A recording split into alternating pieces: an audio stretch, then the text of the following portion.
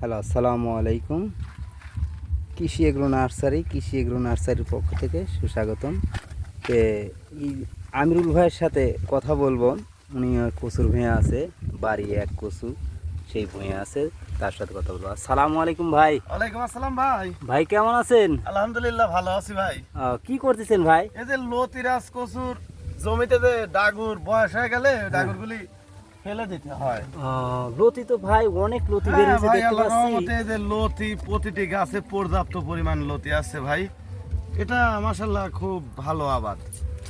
এই পানার কারণে ভালো দেখা যাচ্ছে না, বুঝছেন? পানার কিন্তু কারণে দেখা যাচ্ছে না, ইয়া হয়ই ভাই, কম বেশি পানা হয়, তাতে সমস্যা নাই।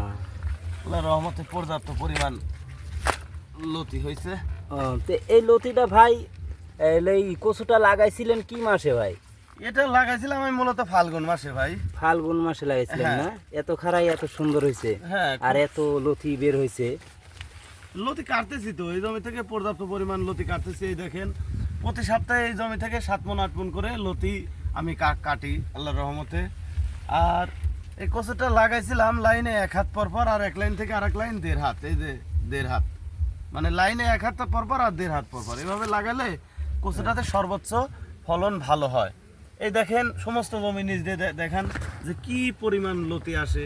এই লতিটা কাটছি কিন্তু সামনের সপ্তাহে, আবার এই যে কালকে কাটবো। জমিটা পরিষ্কার করতেছি, কিছু ঘাস টাস হয়েছে, আগাছা হয়েছে, এই আগাছাগুলি পরিষ্কার করব।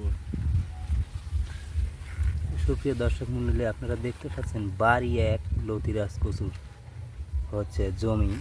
আর এই জমি থেকেই আমরা মূলত চারা তৈরি করি।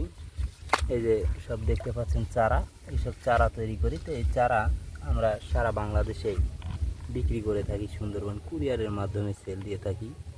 তো আপনারা যারা চারা নিতে ইচ্ছুক তারা স্ক্রিনে দেওয়া নাম্বারে যোগাযোগ করবেন।